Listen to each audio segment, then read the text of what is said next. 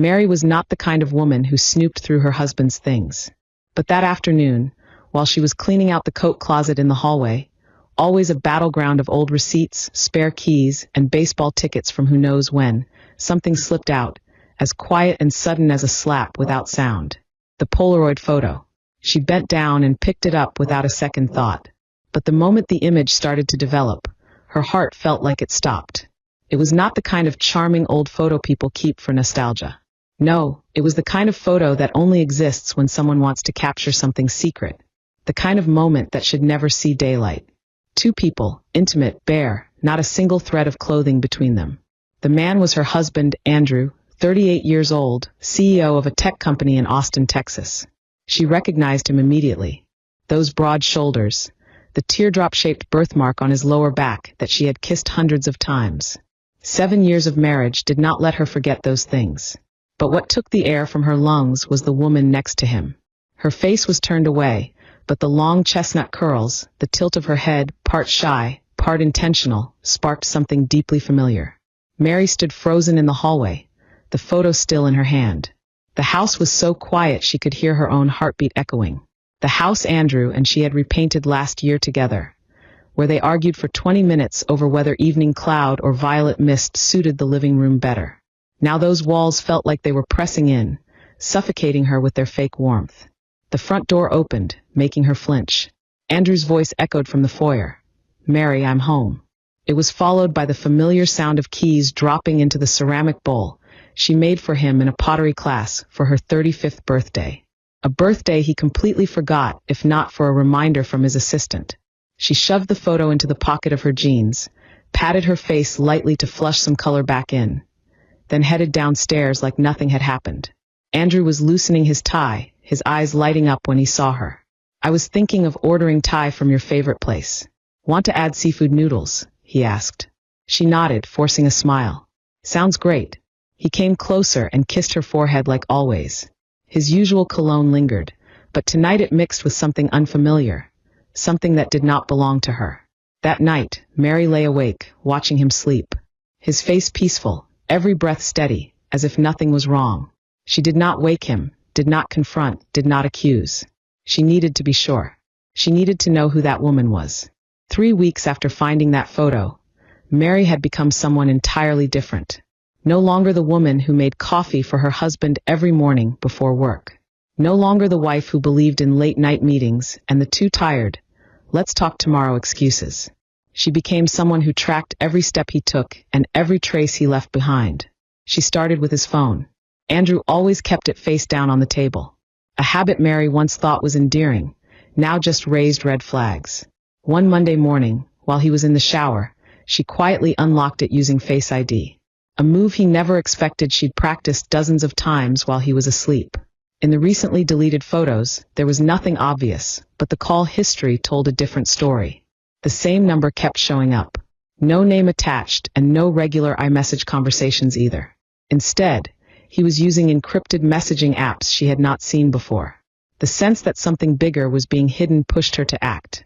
She searched his car, something she usually avoided since Andrew hated anyone rearranging his space. In the glove box, under the fabric lining, was another phone. Still dusty. She could not get in. But when she charged it and turned it on, one message lit up from Signal. "My love, miss you already. Sunday's dinner will be hard to pretend again. My love." She closed her eyes for a few seconds to steady herself. That message was not just proof of an affair. It hinted at something more disturbing. She was going to be at Sunday's family dinner. Mary started retracing everything.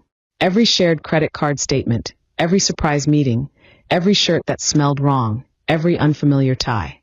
One time he said he was meeting an old contact in Dallas, but the Uber receipt led to a residential neighborhood less than 5 miles from their house. A fancy flower shop sent an invoice. She loves these.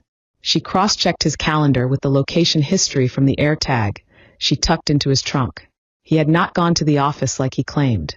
Another time when he said he had a company dinner at the Hilton, she found the minibar receipt. 2 glasses of white wine. Dinner for 2. Mary used to think she would know right away if she was being cheated on. But no, Andrew's betrayal was not a knife to the heart. It was more like poison gas.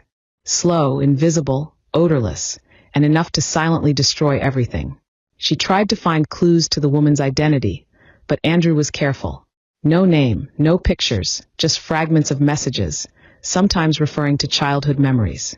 One especially strange line said, "That trip to Pine Lake when we were little and Dad's old red pickup truck."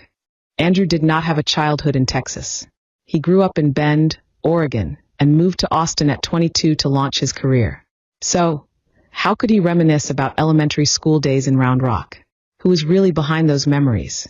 Mary started reviewing everyone who had lived nearby, friends, coworkers, old neighbors. And then the puzzle piece landed, fitting too perfectly. Mary knew Sunday dinner was a tradition from her side of the family, not Andrew's. They hosted it once a month, always at her parents' house. Her mom cooked her famous roast. Her dad brought out the special occasion wine. Her brother and his wife sat at the head of the table with their kids. And then there was Layla, her cousin, 27, who had lived with them for 2 years after her parents divorced. She had recently moved back to Austin after a career reset break. And Andrew, who had suddenly shown interest in reconnecting with family, was the one who insisted they invite Layla last time. Mary froze when she reread that message. "Can't wait for family dinner Sunday. Pretending gets harder each time." She stared blankly as she set the phone down. If her instincts were right, the one betraying her wasn't just the man sharing her bed every night. She was also the one sitting at her family's dinner table, calling her cousin. That Sunday family dinner, Mary could not swallow a single bite. Everyone had gathered in her parents' backyard in Round Rock, the same place they grilled steaks and shared old stories once a month. The scene was familiar. Laughter, the scent of grilled meat, string lights twinkling between old oak trees. But Mary wasn't the same. She watched. She listened. Andrew, of course, knew how to play his part. He laughed with her dad, helped her mom in the kitchen, entertained the kids.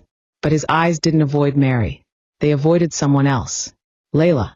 Layla wore an olive silk dress, chestnut curls cascading down her shoulders, a glass of white wine in hand, smiling like she was posing for a travel magazine cover. And then Mary saw it. That one moment, the way Andrew looked at her. That wasn't how a man looks at his wife's cousin. His eyes paused at her wrist where she wore the silver bracelet Mary had seen in a credit card charge once. Layla, as if by reflex, tucked her hand behind her back and laughed like nothing had happened. Mary's heart didn't race. No tears. Just a cold current slicing down her spine.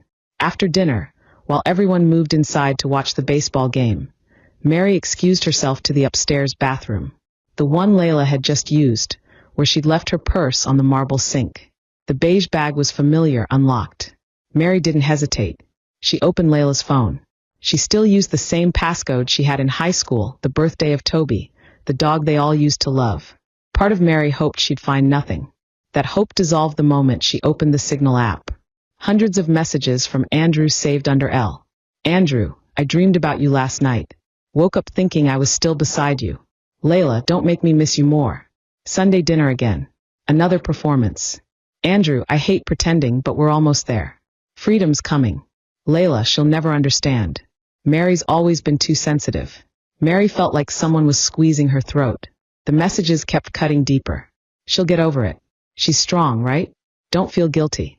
We're not doing anything wrong. We're just in love."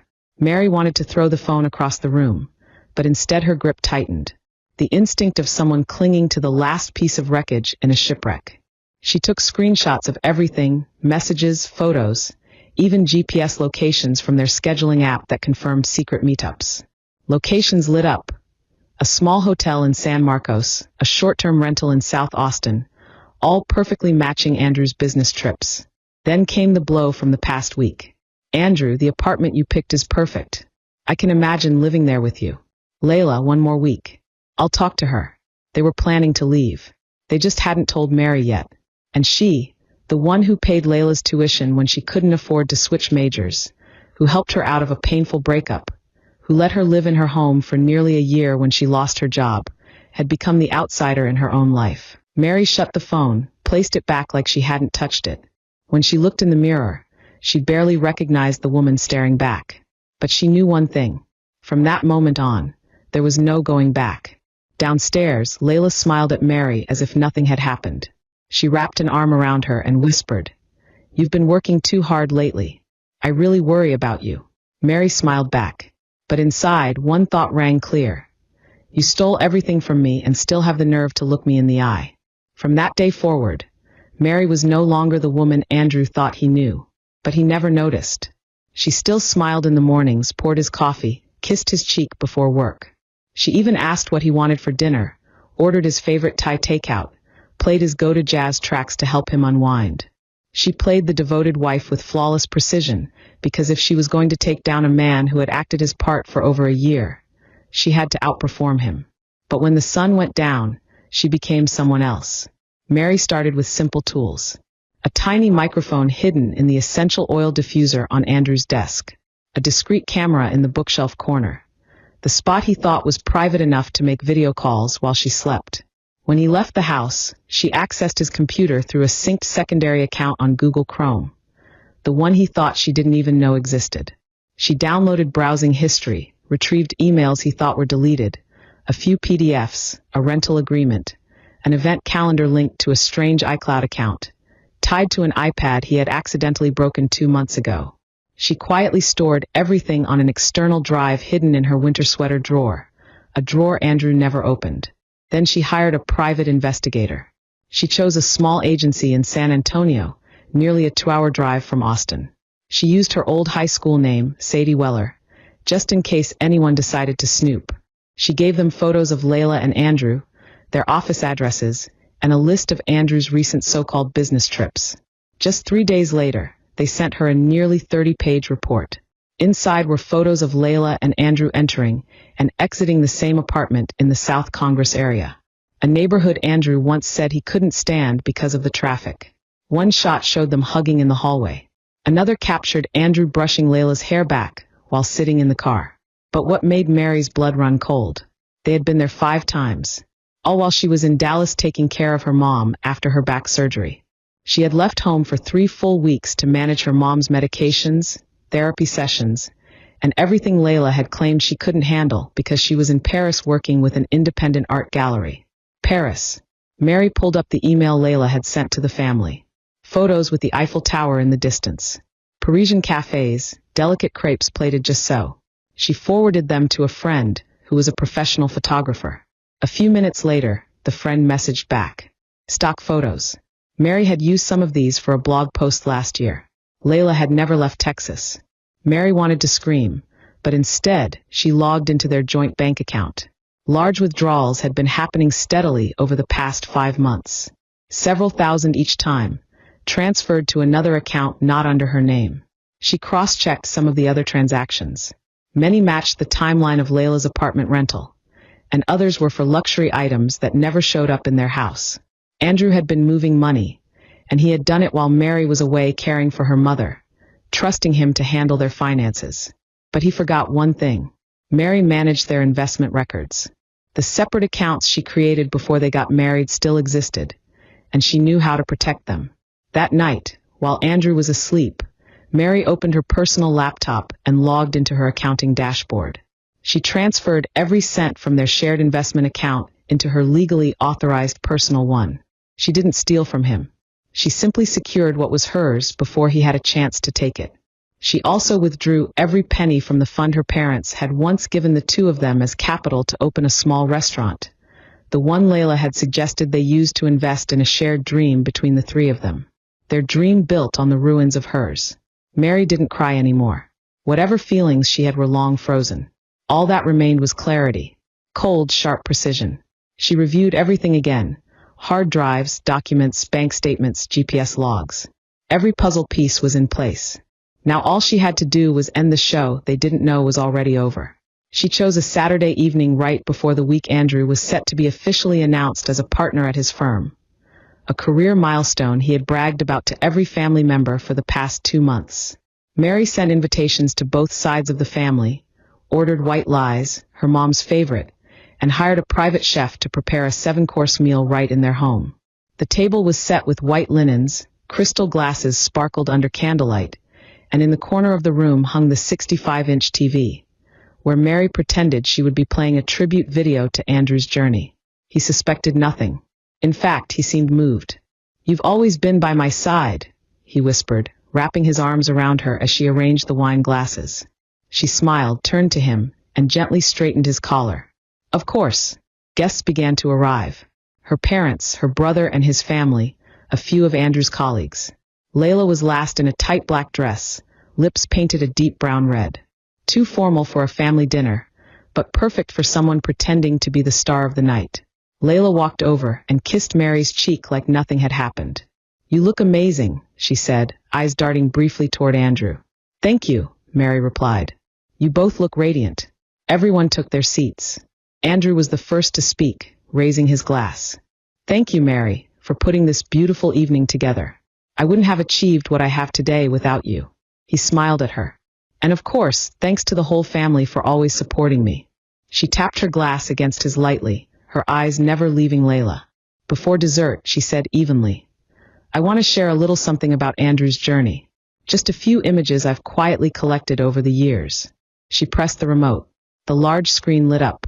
It started with wedding photos, them in their formal wear under the floral arch, sunlight catching in her hair. Vacation pictures followed, family dinners, sweet snapshots with both their parents. Her mom dabbed at her eyes. Andrew squeezed her hand, his gaze soft. She waited a few more seconds, then pressed again. The first image showed Andrew hugging Layla at the door of the South Congress apartment. The second was a message from Andrew to Layla pretending it was getting too hard. Just a few more weeks. The third was a lease agreement signed by Andrew W. Hatcher and co-signed by Layla L. Burns. Silence fell over the room. Only the faint clatter of a child's spoon hitting the floor broke it. She stood slowly, stepping into the center of the room. I think everyone deserves to know exactly what's been going on behind the perfect smiles of Andrew and my cousin. Andrew shot up from his seat, his face drained of color. Mary, you've got this all wrong. She raised a hand to silence him. No, I've just been waiting until I had enough proof. She continued the slideshow. Bank transfer data from their joint account to Andrew's private one, Layla calling her too sensitive. She'll get used to it. And finally, a photo captured by a hidden camera in their home. Layla and Andrew seated close together, his arm wrapped around her in Mary's own office. Layla jumped from her chair. Mary, it's not what you think. I don't. Mary cut her off, her voice calm, eerily calm. You never left the state, Layla.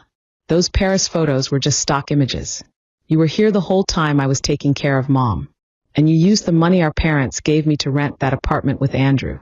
Her dad stood frozen, lips trembling. Layla, is it true? No one answered. Layla's silence was the clearest confession of all. Mary turned to everyone. But that's not all. She used Andrew to squeeze her way into a prestigious art gallery. That upcoming exhibit she's about to open next month. It's not talent, it's connections. She clicked again. An email sent to every gallery across the Boston area provided proof of the inappropriate relationship between the artist and her sponsor. And finally, an email from the director of Hart and Bell Gallery. Layla Burns' exhibition is hereby canceled. We do not work with individuals who lack integrity. Andrew roared. You're going to destroy everything. Mary answered. No, you already did. I just turned on the light. No one said a word after the screen went black.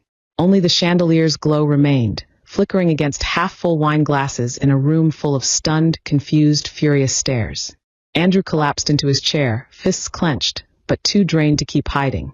Layla stood stiff, eyes fixed on the hardwood floor like it might save her from the weight of every gaze in the room. Mary reached into her coat pocket and pulled out 2 envelopes. She placed the first on the table, sliding it toward Andrew. Divorce papers. If you sign them right here under the terms listed, I won't forward evidence of your ethical violations to the company board, and I won't release these images to the press. He stared at the envelope like it held a death sentence. You really want to ruin me? She looked up, her gaze empty. I didn't ruin anything. You did that the moment you chose to betray me with my own cousin. Andrew stayed silent. That final line sucked the breath from the entire room. Mary turned to Layla, laying the second envelope on the table in front of her. A formal waiver of inheritance from their parents' estate, and repayment of every dollar Mary had supported her with over the past 5 years. Tuition, rent, study abroad, plus interest. Layla looked up, quivering. You're joking, right? Mary answered softly but clearly. No. And if you refuse, the screenshots of your messages with Andrew will be sent to every art contact in the region. even those you haven't worked with yet. Layla reached out and touched the envelope but didn't open it. She stammered. You once said you'd always protect me. And you once said I was the only person you trusted. Mary replied. The difference is I kept my word. You didn't. Her father spoke, his voice low but firm. Layla, I don't know what you were thinking, but this family has no place for betrayal. Layla opened her mouth to speak, but her mother stepped forward, her hand shaking as it rested on Mary's shoulder. How long have you been carrying this alone, Mary? Why didn't you tell me? Mary looked at her, and for the first time that night, her voice cracked. Because I didn't want anyone else to get hurt. Her brother stood, walked around the table, and stopped in front of Andrew. I thought you were part of this family, but you turned it into the backdrop for the cheapest betrayal I've ever seen. Andrew bowed his head. No words, no excuses left. Layla sat down quietly, pulled a pen from her purse, and signed the waiver. Her hands trembled. A tear dropped onto the corner of the paper. No one comforted her. Mary picked up both envelopes, slid them into her leather bag, and returned to her seat. Thank you all for coming to tonight's dinner. I'm sorry it wasn't the joyful gathering you expected. Her father stood. Mary, you don't owe anyone an apology. They do. And if you ever need anything, your parents are here. Her mom nodded, tears streaming down her cheeks. Family won't leave you alone again. Layla stepped toward her, but Mary backed away. Not out of rage, but because the distance between them couldn't be measured in words anymore. Andrew stepped forward. I'll sign. But Mary, She cut him off. Save that explanation. You'll need it for your company legal meeting on Monday. A dry laugh came from one of the guests. No one felt joy, but everyone saw clearly. The tide had turned. 1 year later, Mary lived in a small 6th-floor apartment in downtown Austin overlooking Zilker Park. Floor-to-ceiling windows let in the early sunlight as she read the paper with a hot cappuccino beside a lavender pot she planted the day she moved in. No more fake dinners. No more mornings pouring coffee for a man who had planned his escape behind her back. She lived alone. But she was not lonely. Her career at the architecture firm had entered a new chapter. After landing the Houston Commercial Complex contract, she was appointed project lead, a role she once hesitated to take because she was busy caring for family. Now she gave her own ambitions the space they deserved. Andrew was no longer in Austin. After an internal ethics review for conflict of interest and client data misuse, he was not fired, but he was transferred to the Salt Lake City branch. Every speaking engagement, interview, and promotion vanished overnight. He tried emailing her just to explain. She never opened it. Layla went back to Paris. This time for real, not to host an exhibition, but to escape the eyes of those who once believed in her. She sent Mary 3 handwritten letters. The first said she was too tired of the family's expectations. The second was an apology, 5 pages long. The third was short. I wish I could go back. I understand if you can't forgive me. Mary kept all 3 letters in the bottom drawer of her desk, not to revisit the past, but to remind herself she moved on without needing anyone's approval. Her new life had no room for voices that silenced her own feelings. She painted her living room walls olive green, the color Andrew once called dark and unsophisticated. She hung her own drawings on them, sketches she made every weekend as a way to release. At times, a grocery aisle still stirred old memories.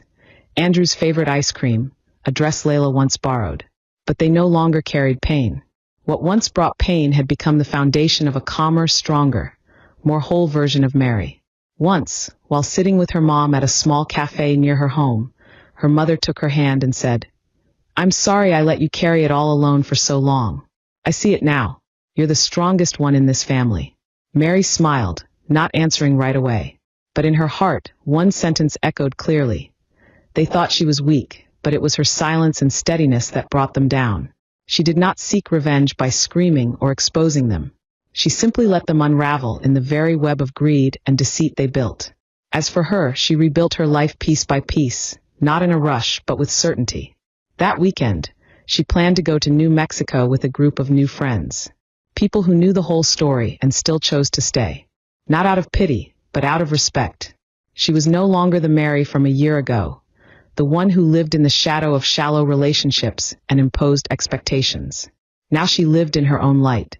And on sunny days like these, she knew more clearly than ever. Freedom does not come after being hurt. It is something we choose when we are brave enough to let go of what is no longer worthy. Mary's story was a powerful reminder that the harshest betrayals sometimes come from those we trust most. But instead of retaliating in anger, she chose to rise with reason and strength. In her pain, Mary didn't just protect her worth. She reclaimed her freedom, dignity, and self-respect with remarkable grace.